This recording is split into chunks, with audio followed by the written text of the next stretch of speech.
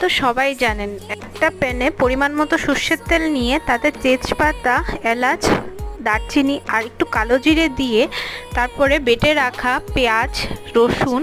এবং কাঁচা লঙ্কাকে ভালো করে কষিয়ে নিয়ে তাতে পরিমাণ মতো হলুদ, নুন দিয়ে তারপরে গুঁড়ো মশলা অ্যাড করে জিরে, ধনে এবং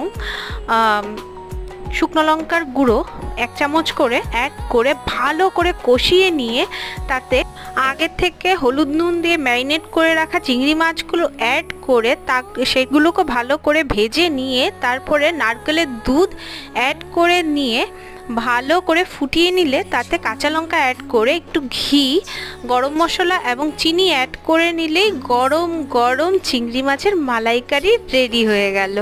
আর এটা খেতে এতটাই দুর্দান্ত হয় যে কাউকে নতুন করে পরিচয় দেওয়ার কিছুই নেই। আপনারাও ট্রাই করবেন, আর ভিডিওটা ভালো লাগলে অবশ্যই লাইক, কমেন্ট